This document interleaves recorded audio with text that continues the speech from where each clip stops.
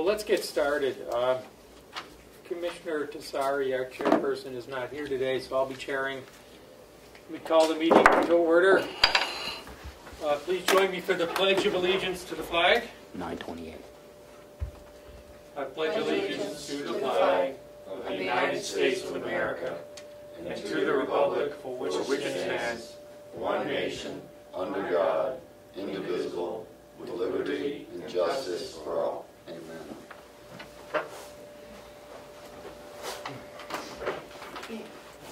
This meeting is being recorded. Nice. Do we have any additions to the agenda today? Not that I'm aware of. Okay. Anyone else? Okay. Do we have any media questions? Sure. I think someone was going to say something kind of interesting. I was wondering if you wanted to knock that out. Oh, do we have the commissioner's comments and reports later, I guess? Could move that up. Are you trying to get out of here, Damon? Yeah, and I think some other people might want to hear it too. Well, we have some concerns. I have some concerns about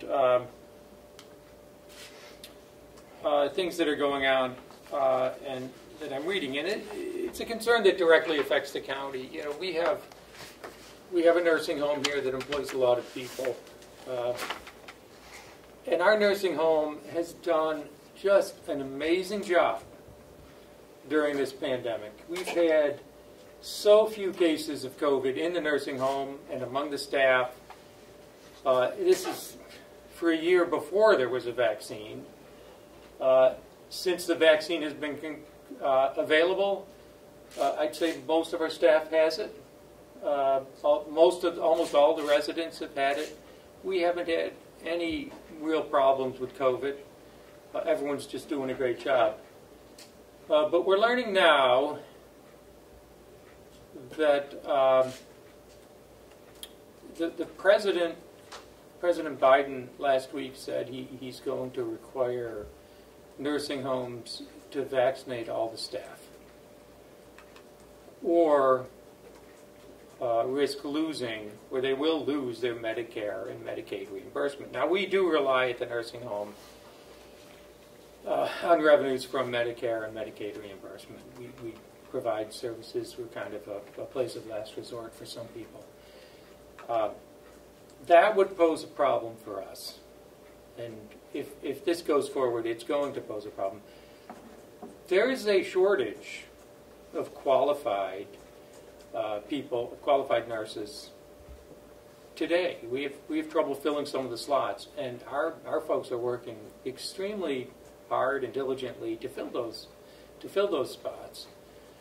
So that if this goes forward, some people will not be able to get the vaccine and will have to choose between continuing their profession, continuing to work for the nursing home, or liberty. I mean, is what it comes down to. And I'm having trouble with that. And I'm hearing calls now from state legislators that that if we can, we should require everyone to get the vaccine, or risk losing the right to participate in society. That we would have essentially a second class of citizens. That if you're vaccinated, you have full rights to participate in society. But if you're not vaccinated, you could be fired. You could lose your job. You would be banned from bars and restaurants. You couldn't go to shows. You couldn't go places. You would be restricted. Essentially, we would be instituting medical apartheid. We would have two classes of citizens. One vaccinated. They would be the upper class, the superior, and then a subordinate class of the unvaccinated. And I'm having a problem with that. I think that conflicts with what we stand for, which, liberty, equality, everything our nation is about for more than 200 years.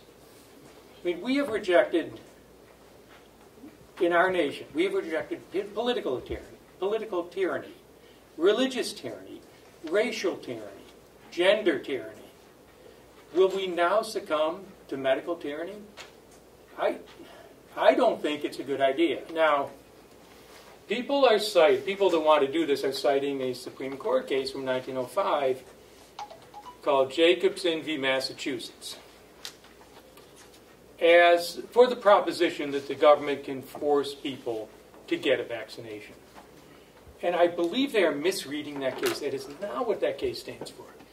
That case stands for the proposition that in a time of dire emergency, the government can impose reasonable restrictions on the liberty interest. And it has to be reasonable. So, just look at the facts in that case. It involved smallpox, a disease that is 30% fatal. But 30% of the 1 in 3 people that get smallpox dies from it. It involved a vaccine that had been around for over 100 years. And the penalty imposed on Mr. Jacobson for not getting the vaccine was a $5 fine, or $150 in today's values. Not loss of rights in society, not loss of a job, not loss of the ability to go to a store and buy food or go to a restaurant and eat, but a $5 forfeiture. So, and where does that lead us? If we can force people to have medical treatment, where does it end? Can we force women to be sterilized? Yes. Well, guess what? That's exactly where it leads, because in 1927, that's what the Supreme Court ruled, based on the precedent in Jacobson v. Massachusetts, the 1905 precedent. Oliver Wendell Holmes, and it was a significant majority. I think it was, there was one dissent, one written dissent. In the case of Buck v. Bell, Carrie Bell was a girl that was living in a state institution. She was classified as mentally inferior. And the state wanted to force her, against her will, to be sterilized. And the Supreme Court said, that's fine. That, in fact, the quote is, 3 generations of imbeciles is enough.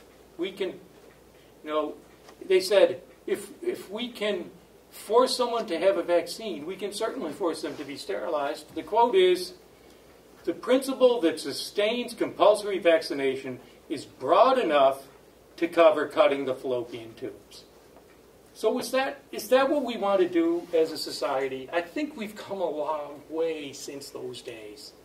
The whole line of cases, beginning with Griswold v. Connecticut, that says married people have the right to privacy and liberty in the bedroom, to the Lawrence case that says same-sex couples have a right to engage in relations. It's all based on the liberty interest.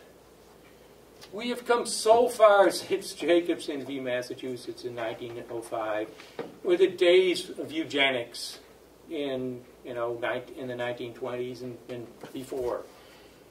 I think this is a dangerous precedent, and we have to be really careful before we go there. Again, medical apartheid. We don't want that in this year. And if this goes forward, we are going to have problems staffing the nursing home. There's going to be issues. Every nursing home, every hospital is going to have problems. I'm getting calls as an attorney from nurses who are saying, what do? I can't get the vaccine. I'm pregnant, or I'm nursing a baby. I don't want to expose my baby through breast milk to the vaccine, but there's no exemption for me. What can I do? So I think we need to be cautious. I hope the legislature does something about this here in New Hampshire. I'm speaking to you, Representative Avalani and Cardelli.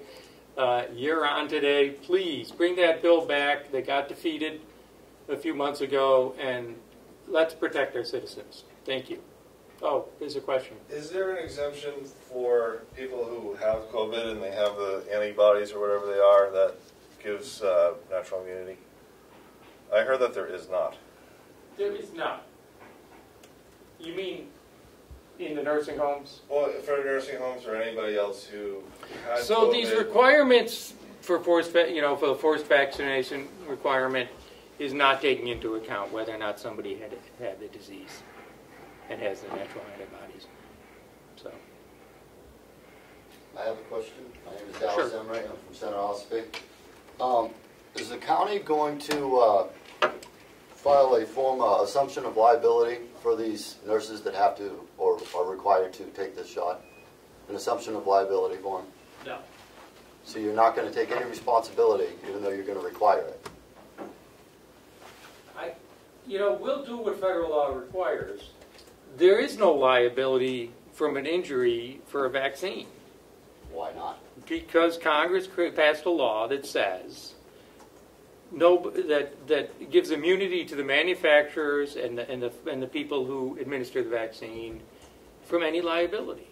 So, you can. It's kind of unusual. You can sell this product, and normally, if your product injures somebody, you can get sued. But if you manufacture a vaccine, you're exempt. You're immune. So instead, you file a case in vaccine court. You file a petition in vaccine court for compensation. And vaccine court is in Washington, D.C. It's under the Court of Claims. Okay. It's across from the White House. So I guess I have to say that this is not a vaccine. It's a gene therapy, and they've labeled it a vaccine. It's not a vaccine. Legally, it is. Well, it's technically, not legally. It falls under the.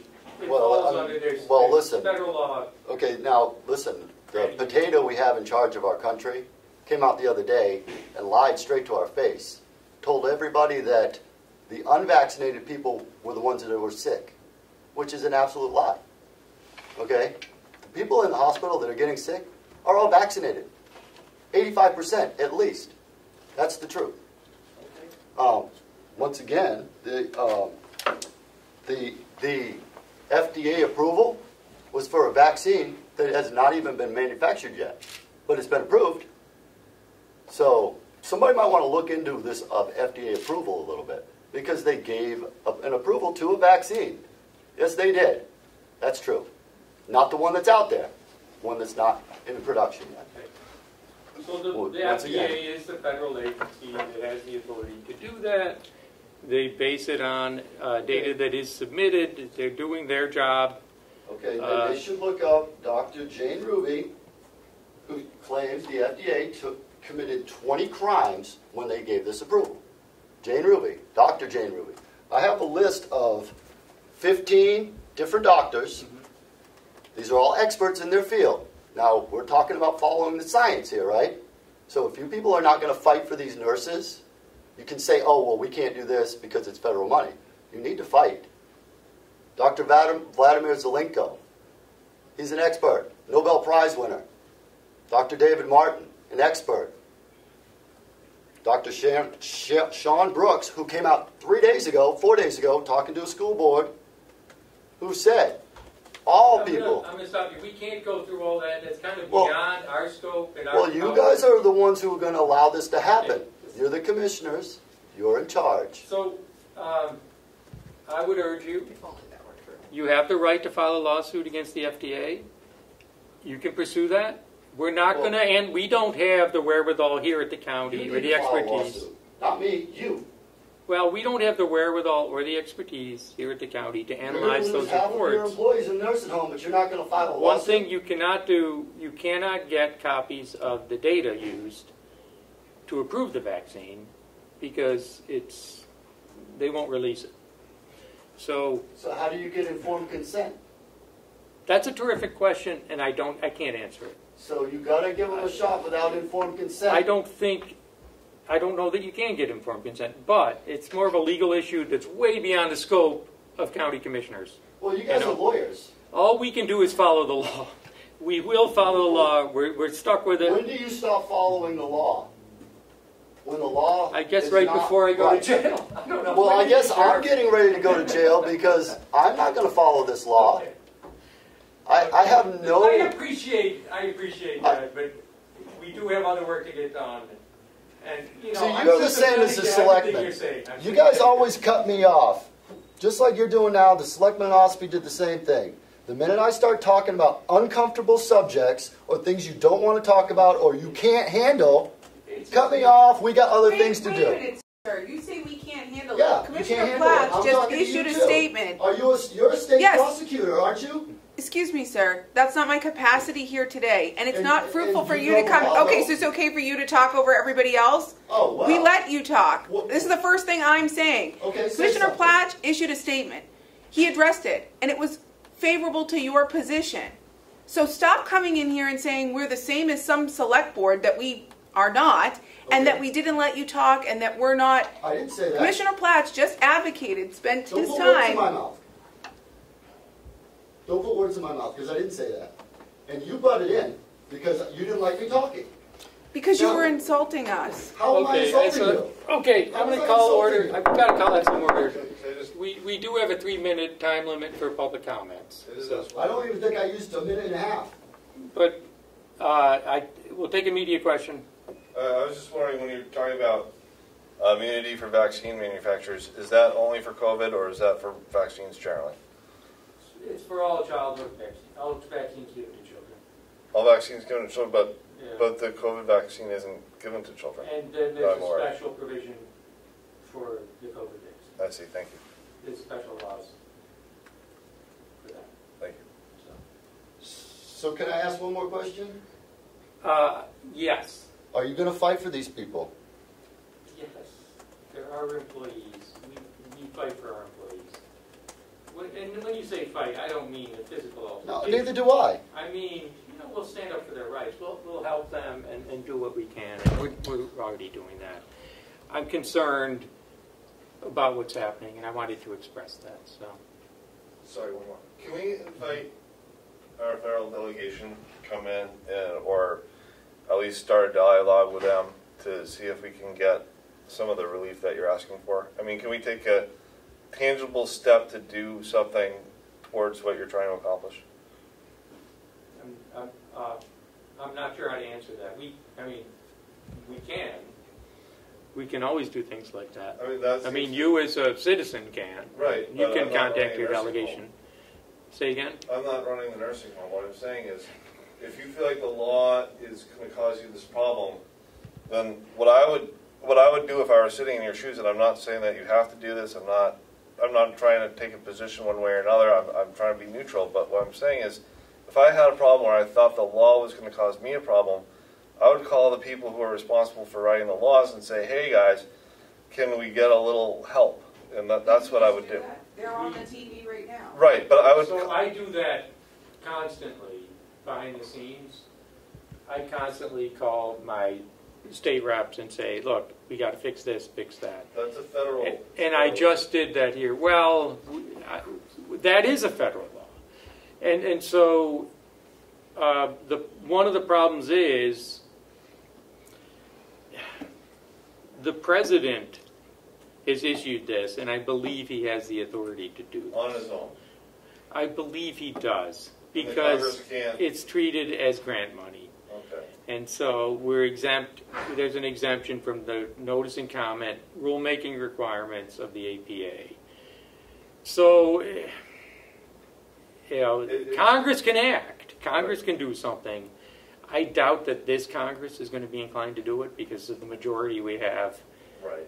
And I doubt that our congressional representatives are going to fix this, because I've seen their public statements. Right. And I But believe they but support if you don't what's tell them happening. there's a problem, that you can't, if you don't explain to them that there's a problem, you can't really hold them accountable It's true. for not fixing it. Yeah. They need to, I mean, if you feel like this is a problem, you need to tell them. I mean, I would think, but you could do it, whatever. And I'm not trying to get heated about it. I'm just trying to follow the logical thing. If I have a problem, I would go to the people who might be able to help me with the problem. That's. No, I appreciate that. That's why we did that. Yeah. So great. Check. Next. Okay. Thank you. So I didn't expect to open a big hornet's nest with that, but I think it's a serious issue, and I see what's going on in your paper, with the question, should we have, a mandatory vaccination or at least we're not talking And I about would masks. further argue that the paper has broader power over citizens than us mere commissioners. I mean, we have 5 people watching today, but how many people read the Conway Daily Sun? Maybe the Conway Daily Sun needs to do its due diligence in bringing to light issues. Yeah, Damon. All right, You have a Commissioner Platt. responsibility. I mean, you are. Approval of the meeting minutes. Okay, should we table these again until Commissioner? I don't see any. She said they were McCarthy. fine. Okay, so let's. So we have them for last week, or 2 weeks ago. Yes, We should I'd do make those a first. motion that we approve the minutes for August 12th, 2021. I'd second that. All in favor? Aye. Aye. I make a motion that we approve the minutes for meeting of August 19th, 2021. I'll second that. Is that correct? The session 2 was sealed up? Yes, session 1 was a hiring. Okay, so we did announce that.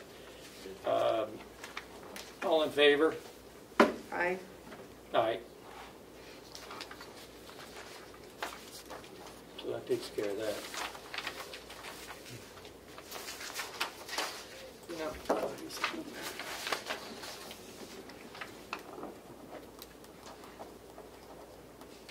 What's today's date?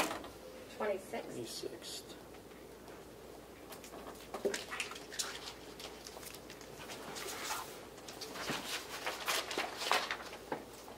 Thank you.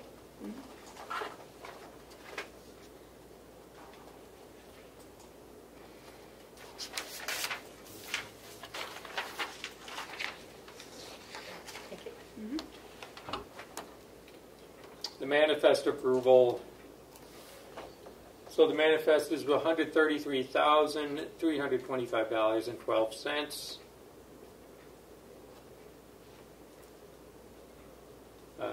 Anything on Hale's location today? Yes, we do, Commissioner. We have deposit receipts, which I've signed. We also have a check for an invoice that the commissioners need to sign, which the check I've already signed. Just sign the invoice. Okay. What is the invoice? It's attached. This is Yes. the check. And this goes to, It goes back to Denise. the check is made out to the town of Conway. Yep. And what's it cover? It's our cost of having them collect the revenue for the vehicle registrations.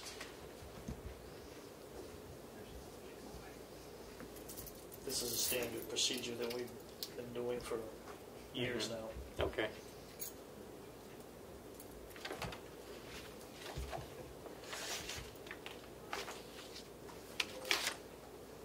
Just sign the invoice that's attached. Okay. Gary usually does this. Yes. Mr. Chairman, if I might, Yeah. I would normally be looking for a motion for the minutes to authorize the treasurer to sign the check to the town of Conway in the amount of $1,800.85. So moved. Seconded. All in favor? Aye. Okay. Thank you. Do you need to deposit? This is deposited. Yeah, those are just an FYI. Okay. Thank you. Would Joe, Commissioner Cesare, do you want to see that one? I'm fine. Okay. Thank you. That's all I have for Hales. Do you have a treasurer's report today?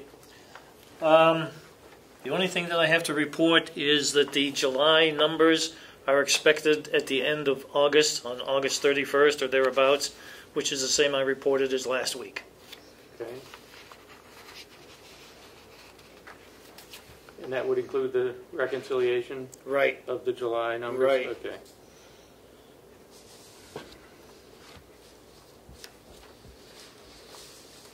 Department head report. Sheriff Ricciardi? Do you want to take that first? No, you can, that might take a while. I'm in the building. Do you have much for us today?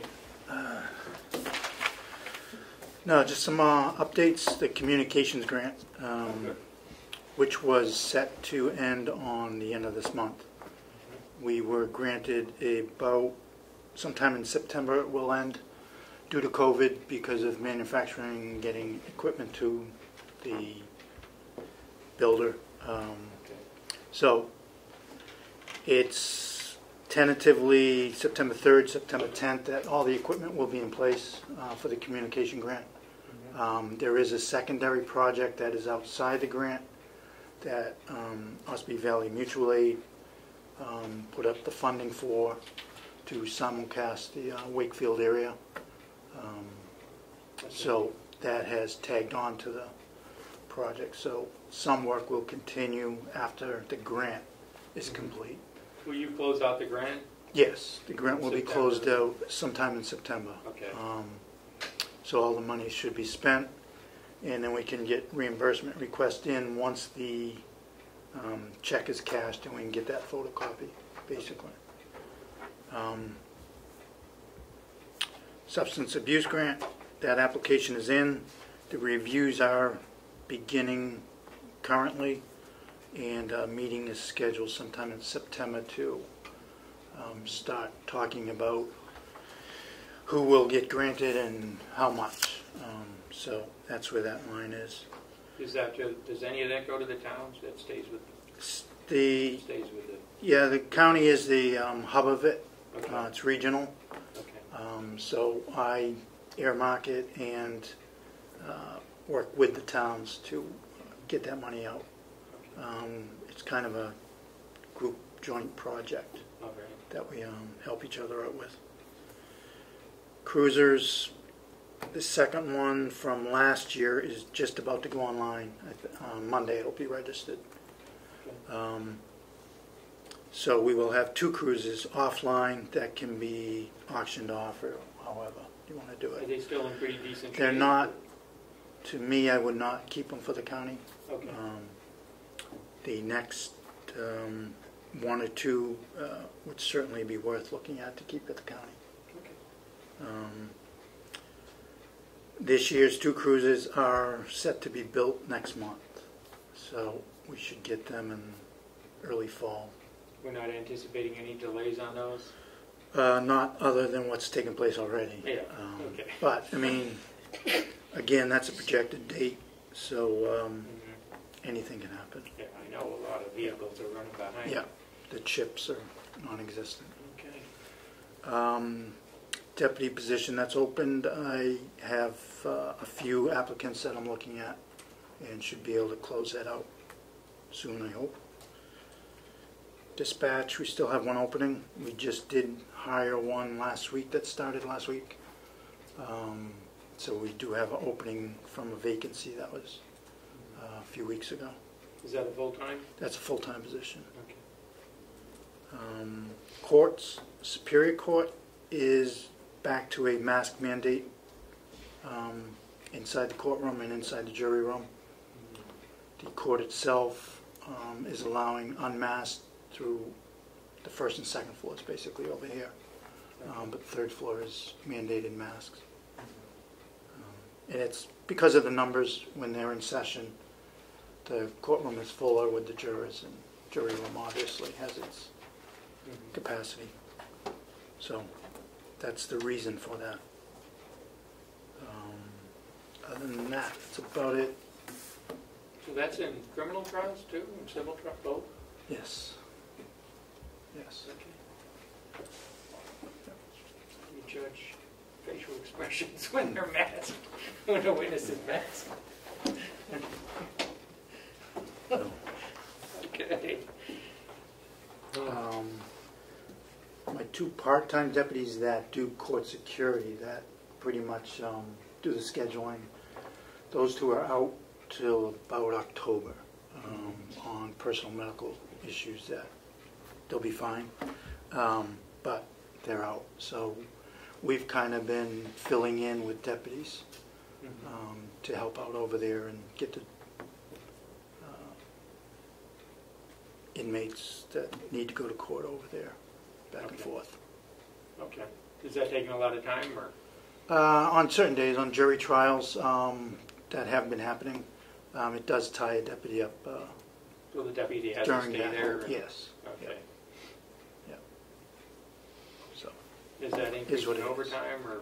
No, you able it's to do regular 30 duty. shifts? Okay. Yeah. Okay. That's about it. And your budget's on track? Yes, it appears so. Okay, good. Good. I guess we'll be doing the new one soon. Yes, we're starting Okay. that. Yeah. Okay. And union negotiations start next week, next about 10 days. Okay. It's been a busy fall. It will be. Yeah. Thank you. Anything else? Any questions? I don't have any questions for the sheriff. Okay. Thank you.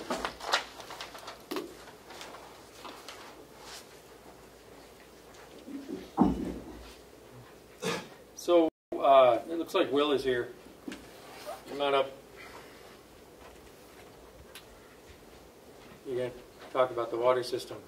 Oh, good. Good morning. Good morning. Well, can you slide down a little? This one, yeah. This is on the contract, right? Right. Yep. In there, good. All set? So we are from Underwood Engineers, and we're contracted now to do an evaluation of your water system. And this is the kickoff meeting. So this is our first scope item to just meet with you and see if you have any questions. I mean, I didn't want to walk through the scope. I assume you guys have looked at that. You know, our mission here is to look at your supply and determine whether that is adequate or whether you need more supply. To look at the distribution system in terms of fire flow capability and get a handle on what you actually have and can provide.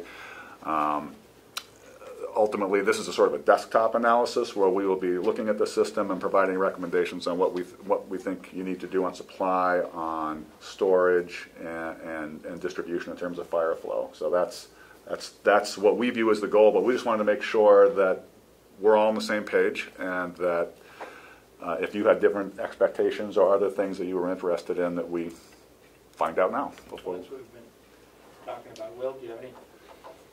No, sir. I think that pretty much sums up what we've been talking about. We kind of want that information so we can move forward on some other improvements that we want to look at in the system. So that information will be, I think, a lot more helpful. Are we looking at fitting the cost of the improvements within our? Yes. Yeah. Okay, but we don't have the numbers yet for that. So. Right. We will be generating numbers, and one of our other scope items is to be looking at funding opportunities for the county. So things like the drinking water groundwater trust funds, the drinking water SRF funds. Those are, as we get into this and see what we think you need to do and what sort of money that will cost. That's the next step. Is all right. Where's that money going to come from? Okay. There's a large part of the ARPA funds for drinking water.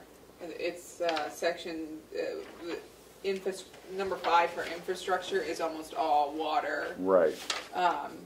So the county has an unprecedented opportunity to be able to upgrade its water system with the use of its ARPA funding that has had consensus across the delegation and the commission that some of this money would be earmarked for it. I think what would help us in our ARPA plan is to know if you had a ballpark figure, and I know you're just starting out, but right. Let's say we wanted to do, it needed everything and we wanted to do everything that we can to the system, you know, I guess my question would be, for instance, in my head I'm thinking the water project is going to cost $1 million of our $9.5 million. Do you have any sense of whether I'm underestimating, overestimating? Probably underestimating. I would say by the time, whenever we get into these things and start looking at, all right, do we need a new source of supply? You know, well, there's investigation to determine where that should be.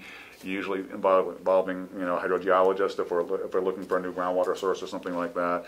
By the time you get all that said and done and permitted, and if there's water main stuff, typically these projects, depending, it could be more than $1 million. I don't want to set too low an expectation. However, I don't know. We haven't gotten into it yet, so it could be less. But I would say most of the projects that we do, by the time you get done looking at the cost of new transmission mains or a new source, our cost, the whole cost could be more than $1 million. But I don't know. So what's a better number to use to make sure, because this is pretty high up on our priority list for the ARPA funding, is there a better number for me to use?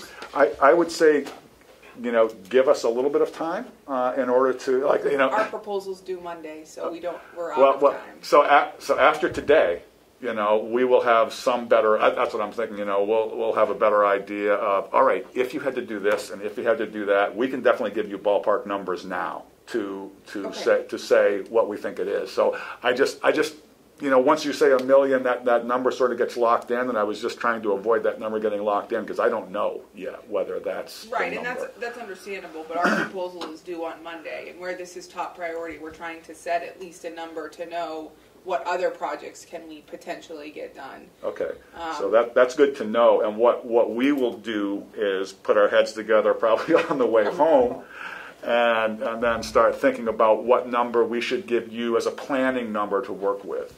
So right. Knowing that won't be the final number, knowing that things can come up, knowing that it could be more, it could be less.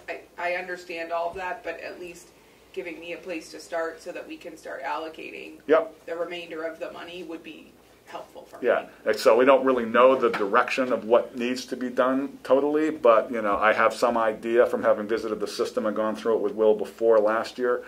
We're going to do that again today more formally and document everything and be writing it. We're going to spend a lot more time, although I'm going to be sweating bullets because I don't do well in 95 degrees. But but we'll get all that stuff done today, and then we'll have a better handle just from today about all right, if you had to do this, A, B, C, and D, what could those cost? What would the other sources of funding that we would be looking at as well? So the ones that are available right now, and correct me if I miss anything, you have the Drinking Water SRF, State Revolving Fund. I'm not quite sure how that works with the county. We got SRF funds for Coas County, right? Yep. Okay, yeah. So those are low interest loan funds, and the county is in a bit of a unique position because the way they determine whether you get any grant, and they don't call it grant, they call it principal forgiveness, and you can get up to, I think, 30% is the max principal forgiveness. Usually, if you're disadvantaged, I think it's usually 20, and then can go to 30 if you're disadvantaged. But it's based on what they call an affordability index, and that affordability index is based on your median household income.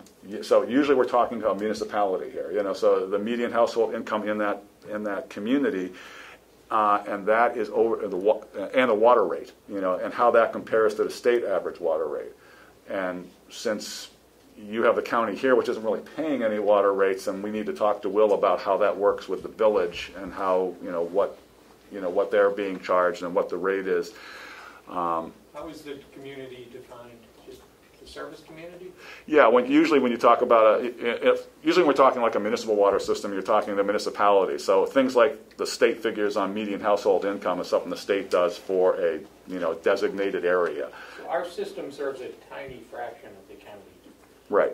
So it wouldn't be defined as the whole. No, it would. I would say if we had to look at a median household income, it would probably be Ossipee Village that we would need to look at, and we would look. And if you can look online, if you look at these, and it'll be for, there may be town of Ossipee, and there may be an Ossipee designated place, which is a smaller amount that Okay. And then, so that's the affordability index, and so we can look into that. So that's the SRF. The Drinking Water Groundwater Trust Fund are monies that came initially, there was an MTBE settlement with a bunch of the oil companies over MTBE contamination getting into drinking water supplies. They sued the companies, They settled. That was an $80 million settlement. That money went into helping any water system that had MTBE contamination. ExxonMobil refused to settle and said, we're going to court. They went to court and lost to the tune of $300 million. And that's what started the Drinking Water Groundwater Trust Fund, that now that there's an advisory commission made up of stakeholders from sort of across the state, and you apply to them for, again, loan and maybe some grant funds. They have more ability to give grants and it's up to the discretion of the advisory committee and the people who are advising them at DES. So those are two of the major sources right now. There are other sources. There's CDBG, Community Development Block Grants, that are always a possibility. There is rural development. Those are federal funds that, can be looked into. And the other one is the Northern Forest, Northern Boundary. I can't remember. It's one I'm not familiar with, but what is it? Northern Borders. Northern Borders. And, I'm not as familiar with that one because I haven't actually worked with them before, but some of our clients have been getting grants from them to do things. So it's something that we need, we will look at that as well, and we just want to look at all the possibilities, for the county, and what is if we've got $1 million or more project, where can we look to get those funds?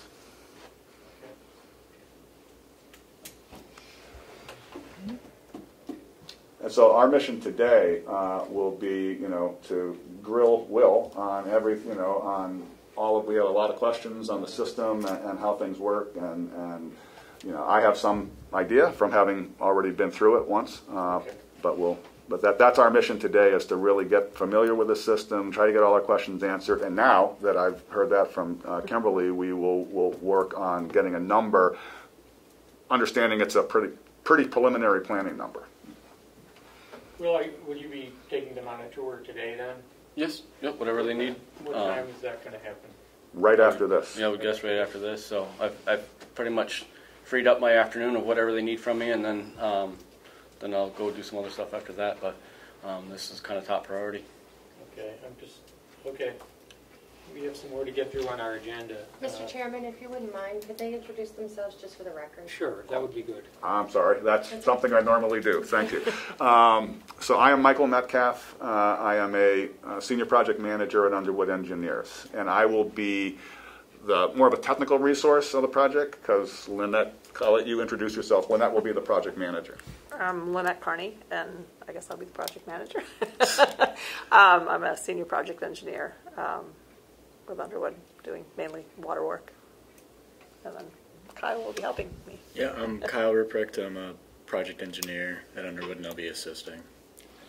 So Lynette and I have worked for many years together, as I'm senior project manager or senior project engineer. As you can tell, I'm older and than her. And I'm actually moving towards retirement at the end of this year. So I am trying not to be just the total project manager, but I'm going to be very involved, as a technical resource. And I'm also not disappearing after the end of the year. But anyways, we trying to shift so that I'm, you could call either one of us on any question. And if we weren't available, Kyle is going to know everything, so that you'll have 3 potential points of contact. Great. Okay. So that's us. Is there anything else, any other questions or concerns or anything that we should know from the commission? I don't have anything right now. Okay. Did I sense that you would also like to tour the facilities, or? We have some other things to get through on our agenda, but I might give you a call, Will, and see where you are in the tour. Sure. Sounds like you're going to be here most of the day. I envision that we would be here at least till mid-afternoon. Okay. And I think the first thing we'll do is probably go back to Will's office and sit down and just that makes sense. Talk about some things, so that we won't be running right out to. Okay. And then my vision is we would start the way we did last time and go up to the sources, and be up there and documenting everything we can up there. So we'll be spending a lot of time up around the sources, the tank, the meter house. Okay. And then we'll probably work our way down the system and into the village. Go into the village. Okay. All right. I'll give you a call Sure. if we have time. Okay. So, Yeah, I'll let you know where we're at or whatever. okay. I know we have the delegation coming in later, right? There you 2 go. Okay. o'clock, yes. Okay, so it's a busy day. Yes, sounds like it. Okay. All right, anything else on this? No? Well, we'll let you go then. Okay. Sounds like you have a lot to do. We do. Okay, thank And of you. course, we picked the hottest day of the year. That's, It's going to be hot, yeah. yeah. All right, thank you very much. Damon, yes, you have a I question? was just wondering if you knew the deadline for the vaccinations at the nursing home, and I haven't seen the deadline yet. have we asked Dee about the situation, or do you think it would be worth having a meeting with Dee about your concern, if you haven't already? Have you talked to Dee? I talked to Dee. Yeah, we talked to Dee last week about it. Oh, that's right, in non-public. Yeah. Yeah, we did Oh, talk to talked to Dee. her. But is there an opportunity to have a public meeting with her about this? Is there a way to do it without mentioning names or just numbers, like, you know, or we We'll, lose we'll, 10% we'll of take staff? that into consideration. I can't say we're going to do that at this point, but we'll take it into consideration, yeah. All right, it's just It is what it is. Right. You know, we're not in a position to fight this. And you know, I don't know if you have a personal interest in this, but it's a problem. And you know, I know some people will have a religious exemption, and we're certainly going to allow that. I don't have a particular dog in the fight, but just you want the residents of the nursing home to be taken care of, and Yeah. if you're going to have a nursing shortage, that's not going to help the nursing home. You know, Yeah. that's not going to help the residents of the nursing home. So our nursing home is extremely safe and has been throughout this pandemic. They've done a tremendous job, just as things are. Before there was a vaccine, now that there is a vaccine, I don't think anyone has done a better job than what we've done there. We've done a great job in the jail. We've done in the jail as well. We've done a great job at the county. So things have worked very smoothly and very well. It's been a lot of work. So, but we don't want a shortage. No, it just seems like that's a very important thing to avoid. Yeah. And keep in mind, we're competing with, this is across the board. Every nursing home is going to be facing the same situation. So we'll be competing with other homes for good staff, so, as we always do. But, so, okay. Anything else, Damon? No, Okay. Are we going to talk more about ARPA later, or? We are. I'm not sure where that is on the agenda. I believe our intention, if I may, Mr. Chairman, You may. is to make a statement. I can email it to you if you'd like. Okay, that'd be great. I've got to Great. work on the whole vaccine thing, and then go back to the delegation later. So Yeah. that'll free me up. Thank you. I will send you the statement. Appreciate it. Where are we? Do we have line item transfers, Melissa? Yes, I have 2. Okay. Hey, Joe, have you seen these? Yes, I did see him this morning, briefly. The first line item transfer request comes from the delegation to transfer money from mileage to meeting expense so that they have the funding to hold the remaining anticipated meetings this year. And there's a written attached for that in the amount of, it's $525. Okay.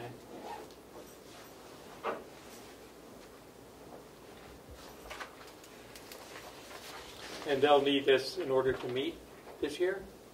Yes, they're anticipating 2 more executive committee meetings this year and a full delegation.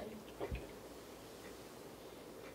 Are they doing in-person meetings now exclusively? With the executive order change, it now requires that they have to have a quorum in person. And so they're still having some attend by video? Some will still be attending by Zoom. Yep. Okay. And they still have money left in that line? And the meeting expense line will be depleted after today's meeting. So Usually we require that to be in the letter, but seeing as how it's the delegation, perhaps we could let it slide this time. Usually when But we I send would these, point them to look at the requirements of the So this- letters. let's see, request for fund transfer. $500 to cover the anticipated.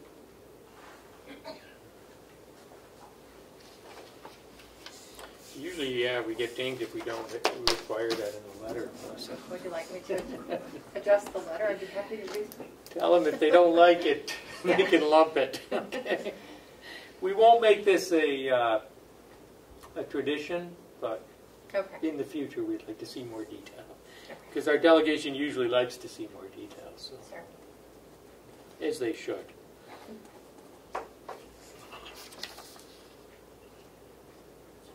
Oh, you know what? Did I sign in the wrong place? Probably. In the middle. Are you in the middle? I am, but And the second line down? in the second department head signature. I Yeah. signed in the wrong place.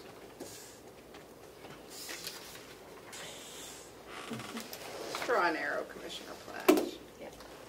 I'll let you do that for me. Initial. You don't forget to initial it. What am I initialing? I don't know. Did you initial something? The arrow. Your arrow. You have Did to initial your arrow.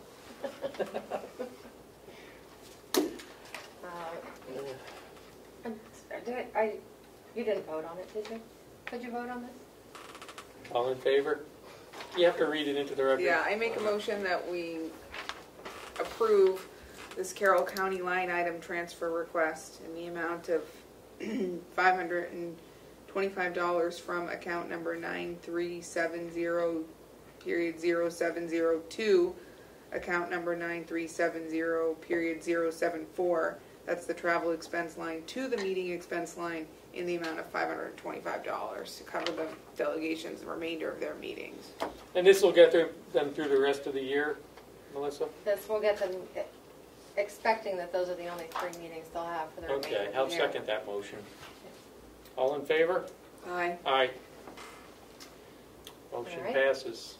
And then we have a line item transfer request from Human Resources, requesting $500 be moved from salaries to overtime. The reason for this is that the department had budgeted for a salaried HR generalist, and now that position is hourly, and so there has been some minimal, but some overtime. So the request is for $500. And would you like an attachment on letterhead? Yeah, I don't see a letter. So I'm sure the HR director will do that, and you can circle Great. back to I this thought one. it If it fit in the little box, you didn't need it. Negative. Circle back. Are we using circle back now? I- Just you say know, circle back. That's new HR to me. How does it director, sound? please include when the line went over and all of that other info for the delegations. Yeah, give us some detail, Thank you. Thanks, sir. even if they don't do it. We'll do it. Okay. Okay. What's next? And Lisa Scott. So our registrar is here, Lisa Scott.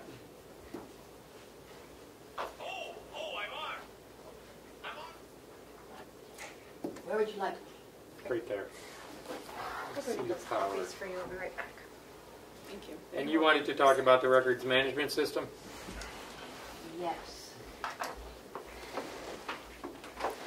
So the deeds office is responding to the increased spread of COVID-19 right now. We're in the red zone. We're taking actions to control this and to support maintaining the essential government services that we provide. Health risks, the well-being of the staff, the ability to maintain the operations throughout the pandemic. So far, we've been able to do that. The wellness of the public, the general public who still come in. Remote access is more important than ever. Cybersecurity risks currently exist, and access to the records online are unsecure and in jeopardy right now. Our current system does not allow for secure remote access. We need the hardware upgrades for whatever system runs our land records management system, and we need them now. We need to begin remote work soon, could be any moment, and we do not recommend doing this with the current system. The hardware needs to be upgraded no matter what system we end up with, and these upgrades will enable us to meet pandemic operational needs. So I asked this board if they will authorize the expenditure for the equipment part of the upgrades. No matter what software vendor we use, we do need to do the equipment upgrade for the infrastructure at Carroll County Registry. In this proposal, which I have, you've seen multiple copies, but I have more information for you today, and I'm hoping to present this to the delegation if they allow it today. But the idea is that we can get the equipment started. It's going to take our IT, John here, a couple of weeks to create 2 servers. He has to put them together to buy the parts. And we need to get that operation up and running. We have asked for money to fund this through the ARPA. I understand that's not yet available. As a backup, I do have funds in the equipment account for the equipment portion of this. So I'm asking if you would vote to let me go forward with purchasing equipment. Carroll County will then have its own equipment, which if you've seen the financials, which I've presented to you a number of times, but I have copies here, it makes sense that we have our own in-house infrastructure, eliminating a $30,000 a year lease payment for leasing equipment. So that's And my how much request. money are you looking at spending on equipment? Up to $56,000. Okay. Our biggest item is our big plan scanner, which can be somewhere between $20,000 and $25,000. And would you do a competitive bid Yes, of course. on that? Okay. Yes. John will put together the list, and then we'll put together the RFP. Right, and I do have a list of currently what we have in-house. Okay. It's quite detailed, 4 pages long, and we don't own any of what's on this list. I know some delegation members might want to see that. If you would vote to authorize our going forward, no matter how it's paid for, I would go downstairs and scan all of this and send it to the delegation so they could look at it and consider whether they wanted to talk about it today. And again, if it's money coming out of the equipment account, they would have to as well prove that. Isn't that already in the account? The money is in the account. We have $127,000 in that account right now, which more than covers the equipment, and yet we, need to keep every year maintaining the equipment. But if it's already in the account, is it not appropriated, or? The equipment account is special by RSA. It needs to- everybody's approval Needs in everyone's order to approval. spend any Okay. of it. Okay. What's the timing of the purchase? If John could order, not purchase, but order, I guess there's a difference there, not pay for yet until we know whether ARPA funds will cover this, which I think they do, from what I've read. He would order the parts now and put that all together, and we would, end of September, have it up and running. But how would So- you do the RFP then? Well, if I may jump in. So there's a lot of different directions that we've just gone here. If we need to go out to bid, then we'll have to go through the whole bid process, which takes several weeks to put the process out there. Then once a bid is awarded, that company will need time to put it all together. In the time frame of getting this up and running by the end of September is absolutely impossible. I meant go out to bid for the large plot planner only. That is one piece of equipment. Unless we waive the bid requirement, right, we have to go out for bid. It's equipment it's in the RSA. I mean, you have to have a competitive bid unless we waive it. So, and it's a pretty big purchase. It's a pretty significant purchase. As I've done with other servers, workstations, etc., I provide you with the best 3 prices that I can find online anywhere, and you've used that to justify waiving the bid process. And I would do that. Information? We will. We would.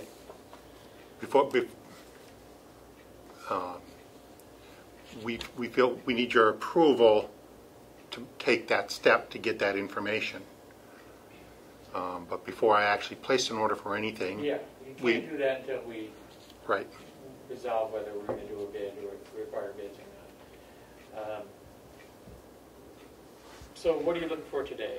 Approval to move forward with getting that information? Exactly.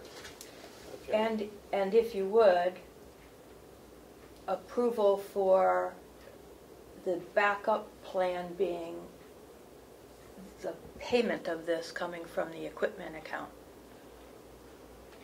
That could happen next time when you talk about the bids. I would think, yeah, we could wait and yet on the that. delegation is Why meeting. don't we wait on that? And because we're not making the expenditure, so, and you'll still need to go to the delegation at that point, but, you know. I'm worried about time frame. What is your need for time frame? Now, what if one of our staff comes down with an illness and is not, we have skeleton staff right now and are the busiest we've ever been. I would like to get 2 of them remotely working. I don't want to close the office down, and so we have to have some systems in place to manage that we can continue to move work. Right now we can't do that securely, and if you want to talk about that part, we should probably go into non-public. I don't know that we should, unless, well, maybe, but first, we don't know what the number is right now, exactly. Right? We know approximately. Okay. And so you want to get that approval from the delegation as a contingency? Is that what you're thinking? That's what I'm thinking, so that we can move forward with this quickly, so that we, and this is the whole point of the ARPA funds, is to be prepared to be able to function through the pandemic. And right now, we can function because we're all well, and I'd like to keep it that way. So what are you going to be asking the delegation to approve, and what are you asking us to approve? Well, to authorize the expenditure of up to $56K. I can take out the 20 to 25 for the large plan scanner because, but then they'll have to go back to the delegation to ask them to spend that later. So I just put the big picture out there. It's going to be up to that amount of money for all the hardware. And for it to be paid for by ARPA, if it's deemed by the body that makes the decision to be applicable, which I believe it will be, and as the fallback, to be paid for by the deeds equipment account, which needs your positive, proactive vote, which is what I'm asking you to do. That somehow we figure out how it gets paid. Ideally, it falls into the ARPA category because it is for ARPA, and as a backup plan to be paid for by equipment. So it certainly can fall within ARPA. You'll need an appropriation, though?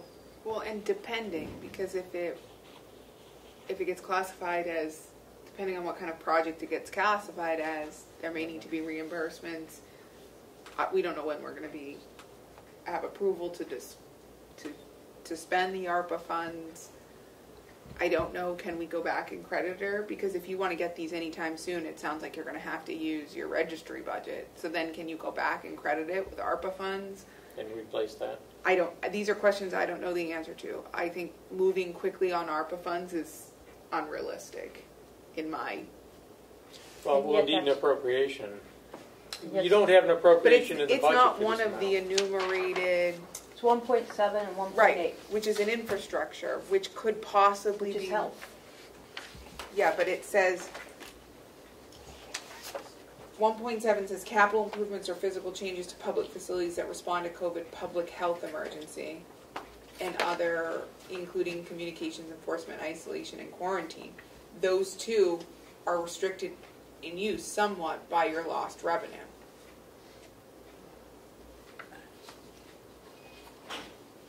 So we have to look at the bigger picture and see what ones are going to be covered and what ones are not. And by the time we do all of that, it's not going to, my understanding of how this process is going to work in the time frame is it's not going to be quickly.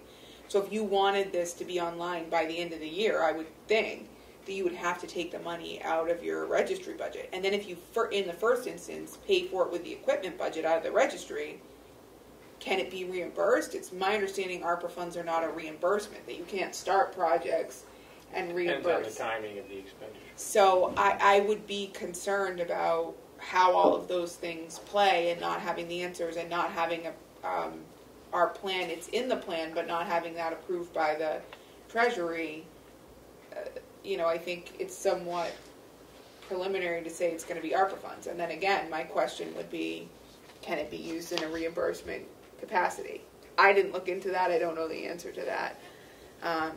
But I know that we are not set up to start dispersing these funds at this moment. We're not. We're just not. But either way, we would need an appropriation. Right. Which we don't have. Right. Which the delegation would have to give us. Right. So I think it's unrealistic to think that ARPA funds will be used quickly, and so then that question becomes, can they be used in this refund capacity? I don't know the answer to that. But you have money in the equipment account. I do. That you can't spend without permission from the delegation. And from the Board of Commissioners. And why don't we do that? Why don't we authorize that expenditure so at least we can move forward? What do you think of that, Commissioner Tessari? I think that the expenditure is going to come out of the equipment account. Yeah, we could authorize that. We can authorize so that. The delegation can look at it today. Does the full delegation have to do that, or just the executive committee? I believe the executive committee, but I'm not sure. Okay. Does anyone want to make a motion? And you're looking for $56,000 to be authorized. Yes.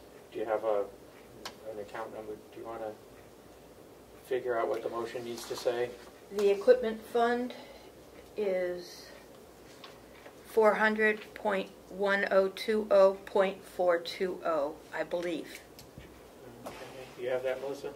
Yes. If I might, what is the exact name of that fund? Do you? Equipment account fund. Okay. Thank you. Deeds equipment account fund. Thank you.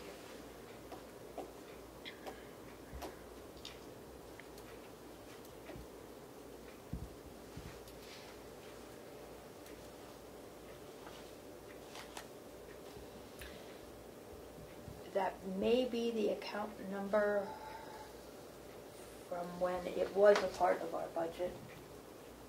All right, Mr. Chairman, it's no longer part of the actual county budget. It's a separate account. So I don't know that the account number would be applicable anymore. I'm not sure either. It's a separate. It was taken out of the general accounts 2 years ago and put into a special account. So how do we spend from that account? What do we need to spend from that account? So in the past, if I might, I think the only thing that was in the motion was that the amount of money from the deeds equipment account fund and the purpose.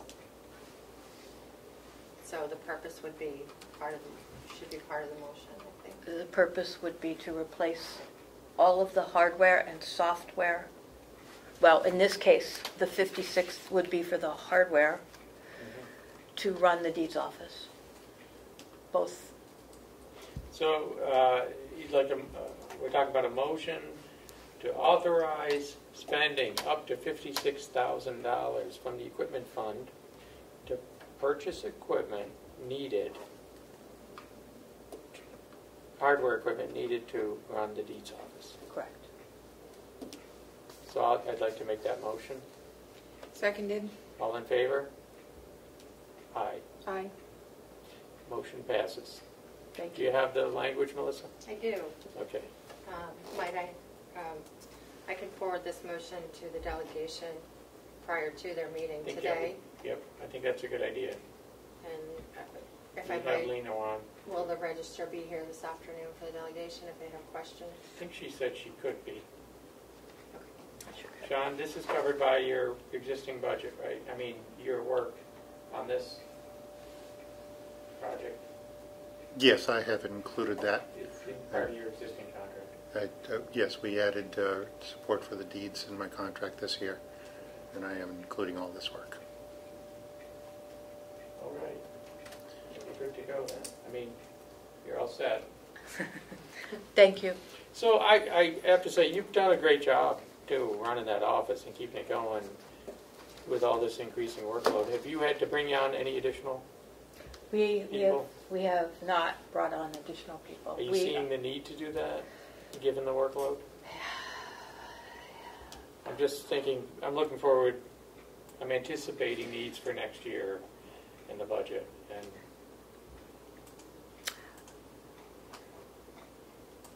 I don't see the need right now. We have well-trained staff that are functioning at a very efficient, high level. If any one of those were to go, I would see a need to replace. It would be hard to replace them, and just keep that in mind when it comes to salary time, because the registry is such an important part of what the county does. And I think not everybody realizes that, but it's an extremely important thing for residents of the county. So. And they work through the pandemic every day. Mm-hmm. 2 of them remotely, 2 of them in the office, swapping back in and out. We never had to shut down. We would meet people out in the parking lot in the snow and in the rain to pick up their documents and bring them inside for the days that we were closed. But that wasn't for many. And they've done a fabulous job. Yeah. So I can't be more proud of them.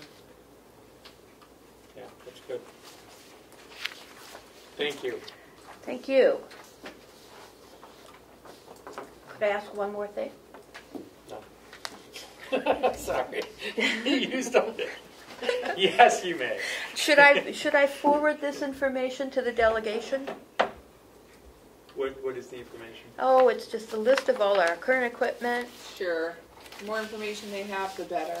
The 2 different software vendors and what my analysis of them. I would think that some members of the delegation would be very interested in looking at that and able to understand it, and some might not know. I mean, it's a large delegation, so not everybody. But should I forward it to you to forward to them? Sure, and then I can send it with this motion. Okay. That would work for me, if that's... Okay, well... I don't... it's not... I don't know that it's a big issue that they need to address. So. Okay. Well, just as an added point, our revenue is very well positioned right now. We're at 82% of our budget, and we're going into the busiest months. Okay. So. And you budgeted a lot of revenue this year, didn't you? We did. We budgeted an extraordinary amount. So you're going to more than exceed that. I believe so. There's 4 months left in the year. We're 2/3 of the way, and you're at 82%. That's right. So. Yeah. And we're going into the busiest months. Okay. Thank you. Thank you.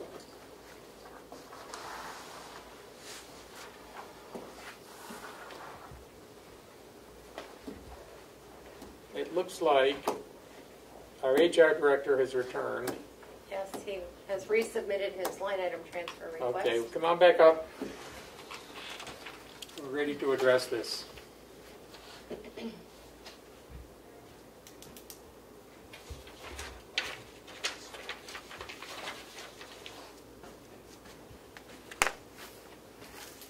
So We did lose an HR generalist Correct. earlier this year. We've now Looks good to me replaced, now. we've replaced them, but they're being paid hourly? Correct. It never really changed. Okay. And what budget does that come out of? The Human Resources has its own budget, 4103. And the nursing home doesn't come out of the nursing home? Correct. That is, okay, so those costs, okay.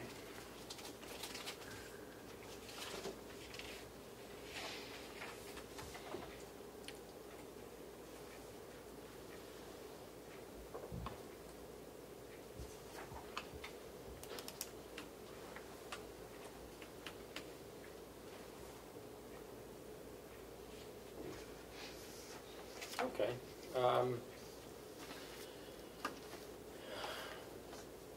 So, have you looked at this, Kim? Yes, it looks good to me You're now. good with it? Yes. Did you want to make the motion? Sure. Okay. I make a motion that we approve the transfer request for $500 from line 4103.009, the salaries line, to line 4103.005, the overtime line, in the amount of $500 to cover the fact that the HR generalist has incurred or may incur possible overtime expenses for the remainder of the year, which has been approved by the department head and the finance department. I'll second that motion, and by way of discussion, I would note, as shown in the letter, there's no money for overtime now? Correct. Is there an overtime line in the budget? There is. Okay. But it has zero in it? Right. The $1. plan for 2021 was to have 2 salaried positions and not have to worry about overtime. That never came to fruition. So there was a little bit that was incurred between January and April. And then when we hired the new generalist, in June as hourly. And there's no expectation of overtime. Mm-hmm. However, Just in case. just in case, so it doesn't go negative. But we did keep an line in the budget with zero Yeah. in it? Is that the way we normally do things, Melissa? I'm just checking. Sorry. So- All in favor? Aye. Aye.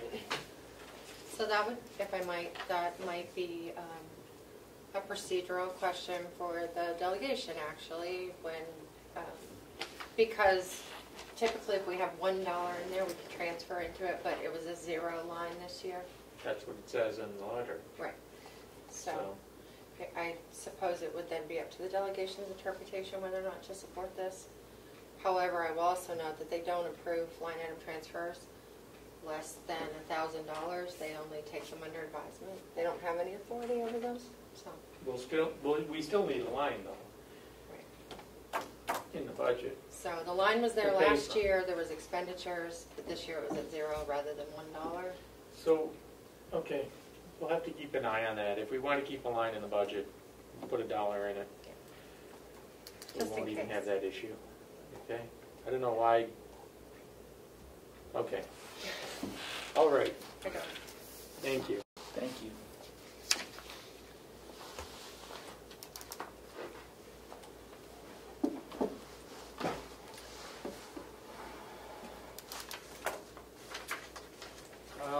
I guess we're at other business at this point.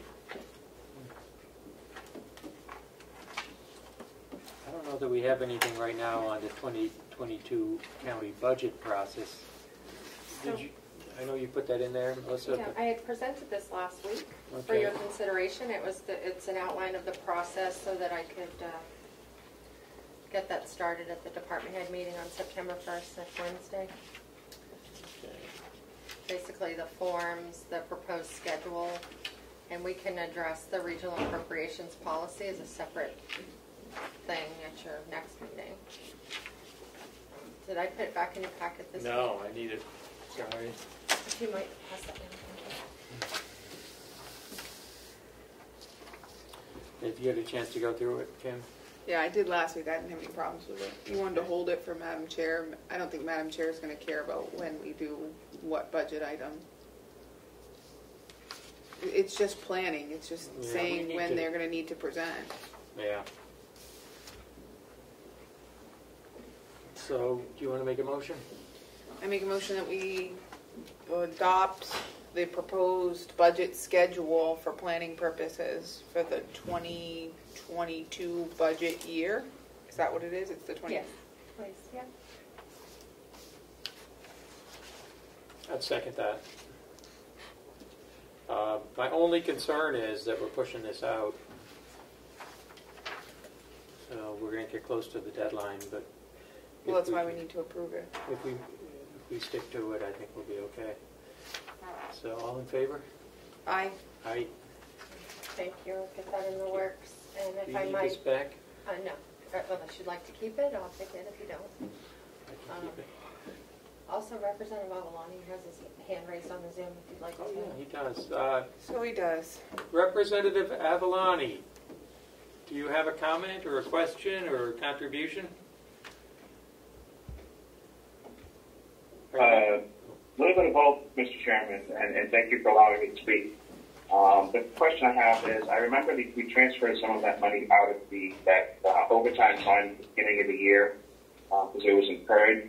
So was the balance left in that account zero, although we started with the balance to fund the payout, would be an acceptable use to move funds into that account. If that account was at zero when we set the budget, there might be an issue in having funds transferred to that account, but I'm pretty sure we moved money in and out of that account during the budget season.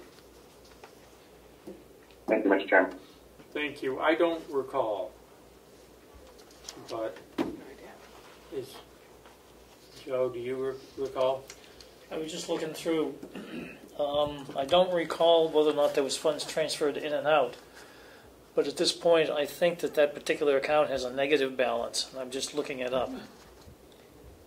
It's already overdrawn $20. Did you hear that, Lino? It's overdrawn $20 at this point. No, I think it's more than that. It shouldn't happen. But. Thank you for clarification. Typically, we know payroll needs to go out in a timely fashion, especially payment of overtime. So I don't think there will be a problem if there's money that has been moved in and out of that account prior to the balance being zero. Joe, what did it start with at the beginning of the year? Just a second while I find it again. What's that number again? I don't have it. 009. 009. So if I might contribute something, Mr. Chairman. So this year there's been no action in that line other than the $20 of overtime that's been spent. Okay. And the reason it gets spent, even though there's no budget, is because the way the coding is set up in the Checkmate payroll system. Sure. So if someone works overtime, it has to be charged to that number because of the way it's set up. It can't be charged to the salary budget. Yeah. So we need that line. We needed $1 in there, and we zeroed it out. We need that line in the budget.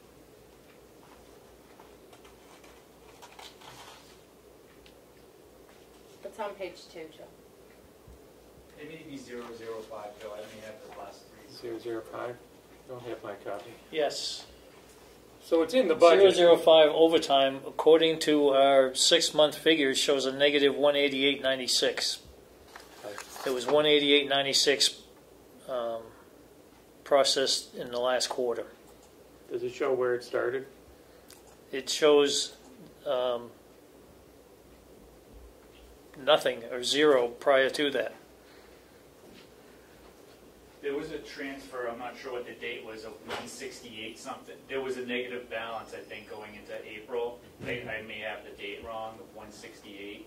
We did a transfer to make it zero, with the expectation going forward we wouldn't have any charges to it. Okay. However, there was some turnover. We hired a new HR generalist. There wasn't a change in the, we kept the person hourly, so now we just need to put money in it to, so it doesn't go negative again for the rest of the year.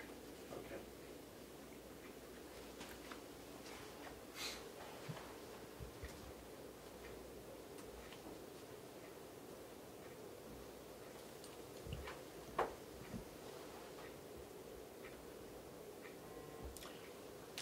So are we good on this? Melissa, one thing we wanted to do this going for the budget next year was instead of having all of the health insurance costs in a separate budget, put them within the departments, allocate them to the departments. Put it back Yeah. to the department. Yeah, I put it. No, I didn't take it out. I wasn't here. Do you? I don't know. Do we need to have a vote on that? I wouldn't think so. But that's how we want to see the budget done, so we can see what each department costs. Have it accurately reflected. That's why we have a line item budget. So. Okay. So let the department heads know when. It's really an accounting thing for the finance department too. So. Right. I'll have that. You got that, Chris? Loud and clear. Okay.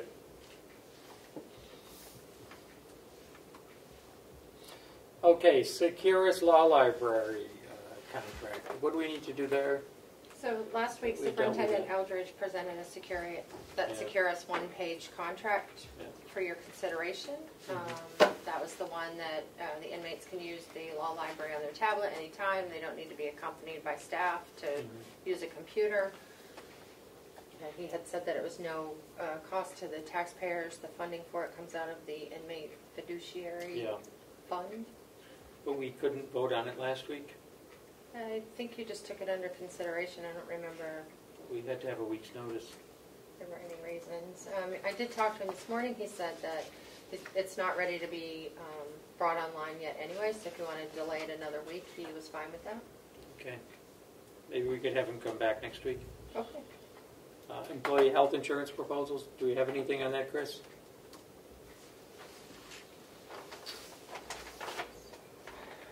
We received 3 organizations interested. So we received a letter in the mail from NHIT, who's our current provider. Health Trust I heard from, and they provided us a proposal back in November. They reviewed our numbers and said that would still be applicable to now if we were to decide to go with them. And then we also heard from Allegiant Care, who provides our insurance for the Sheriff's Department.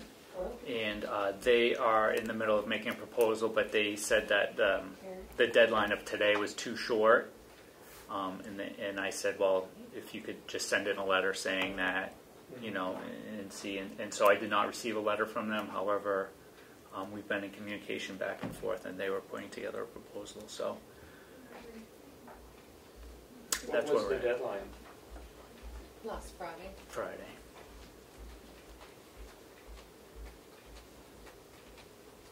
So, how many responses did we get? So we had 2.5. Just 2. Just 2.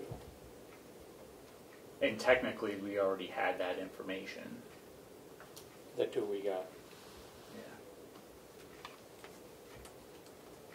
Yeah. Have you been through the 2? Yes. NHIT sent the information packet, which has remained unopened. But I know that as far as numbers-wise, their proposal is what we currently have, and then we'll get a not-to-exceed rate this winter for the following year. Health Trust provided a proposal in November. They looked at our current census and said the numbers from November would be, if we built the proposal now, it would be the same. So when I looked at that last year, I just looked at the firm figures as far as like premiums, what it would look like for the employees. The switch would result in a 6% increase for employees, so it wasn't really worth it at the time to make any sort of switch. But but we can go back and look at other variables as well. But just looking at the premium rates and what the county currently covers as a percentage, that's what it looked like at the time.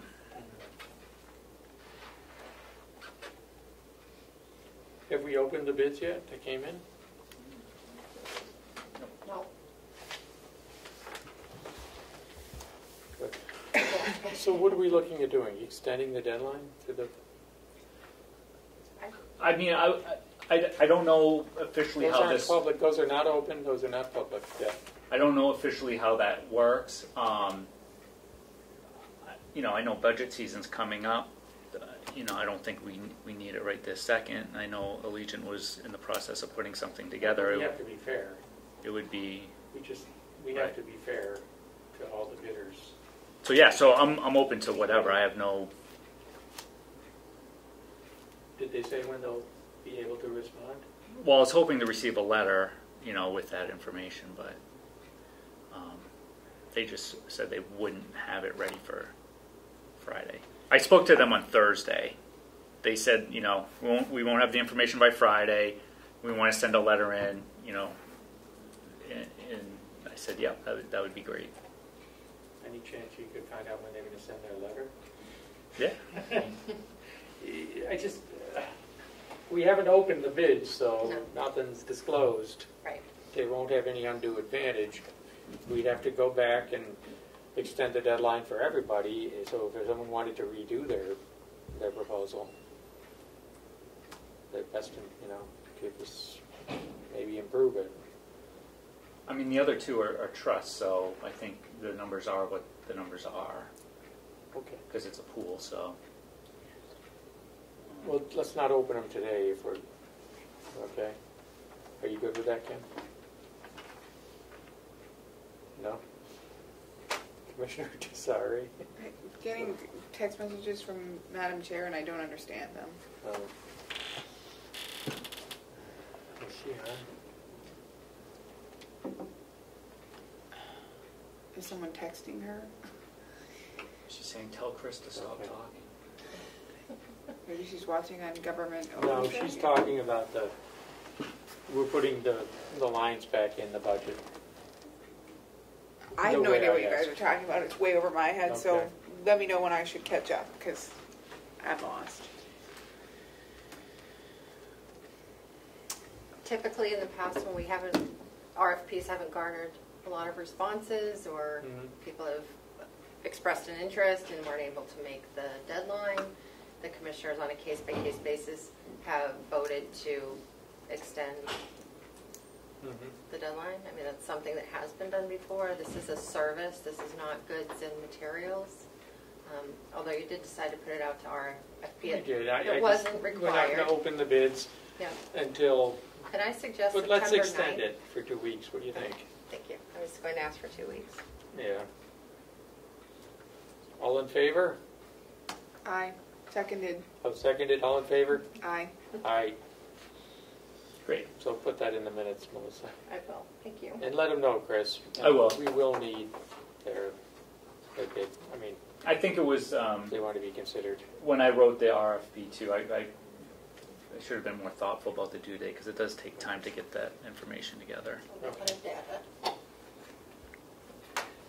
So what Commissioner McCarthy was saying is that she's already had a discussion with the auditor about having the health insurance costs reflected in line items under each department budget, and that's going to happen.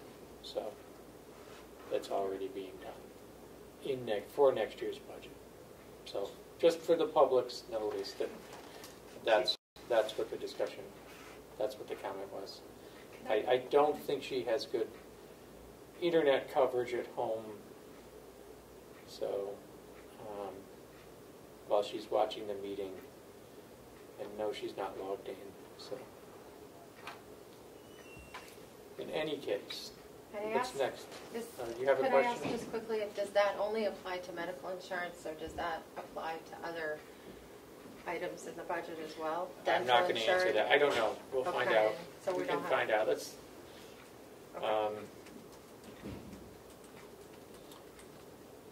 Okay, the postage meter rental.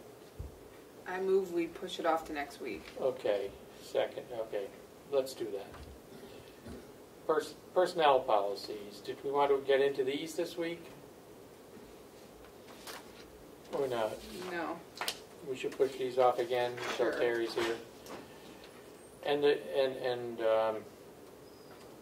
there's nothing really, there's no update on the annual report, other than it's close to being done.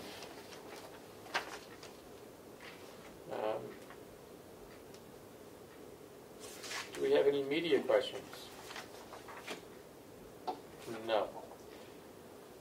Commissioner Tessari, did you have any comments or reports you'd like to share?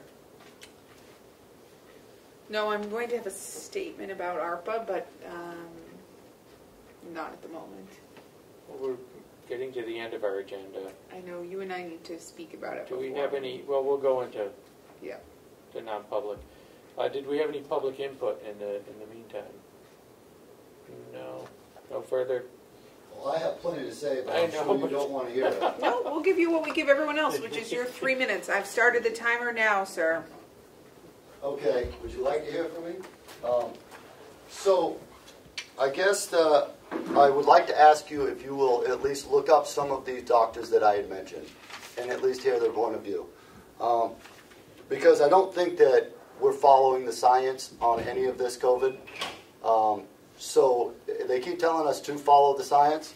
So would you at least follow maybe Dr. Vladimir Zelenko, maybe Dr. David Martin, Dr. Sean Brooks, Dr. Robert Malone, Dr. Pierre Corey from America's Frontline Doctors, Dr. Stella Emanuel, Dr. Jane Ruby, Dr. Simone Gold,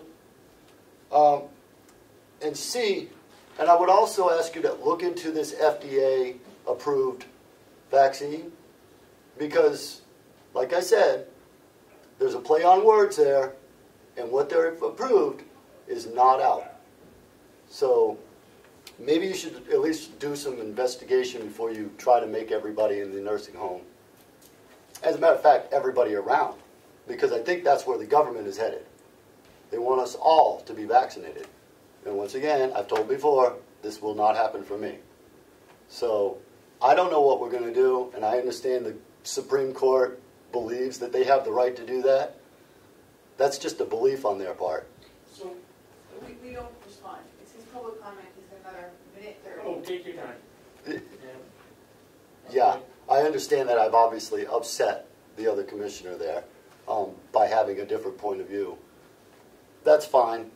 I don't care at this point. We all got to do something, and I guess this is where I'm at. Thank you. Go. And He still has a minute left. That's all right. I will allow you to take my time. I don't like the way you're treating me. Okay? You are our commissioner, right?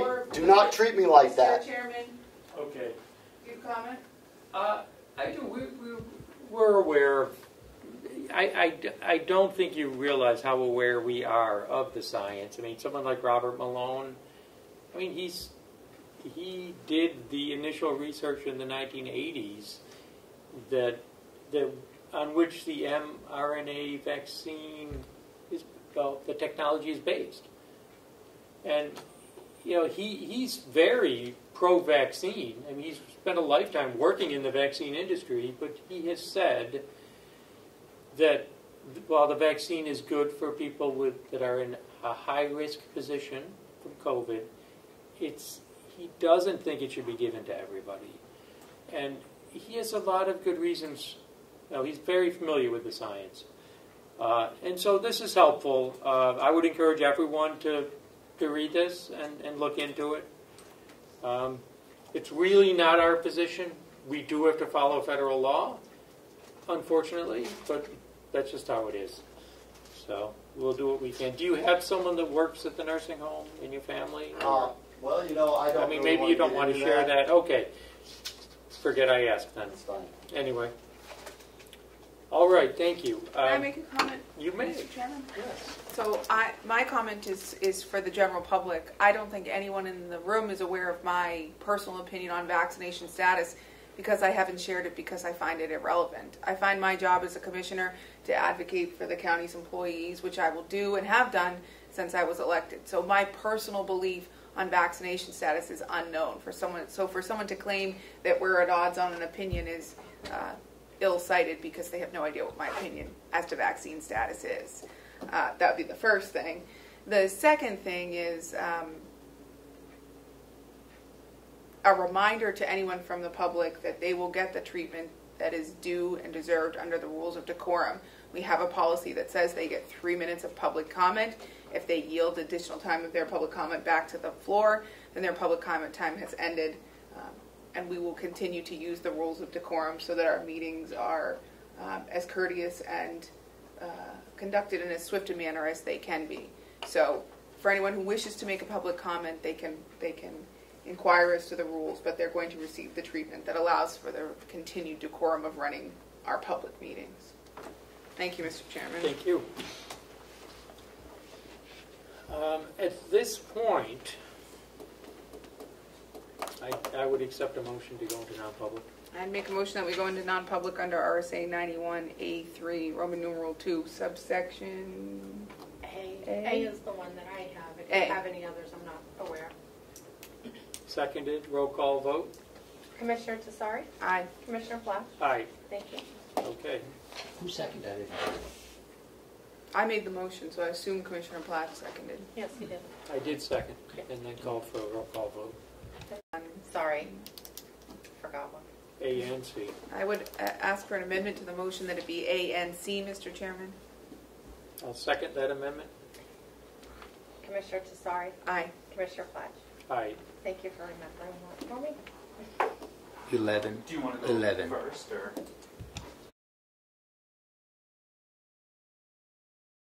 I'll take a motion to recess. No, motion to come out of non-public And seal the minutes. So moved. And under, I think we had 2 sessions, didn't we? A and C. A and C. Oh, I don't know. I don't know how many sessions you had. But Might it have was had under 3 A. sessions. Under A and C. I'll second that motion. All in favor? Aye. And we're going to go into recess. Aye. Aye. We're going to go into recess.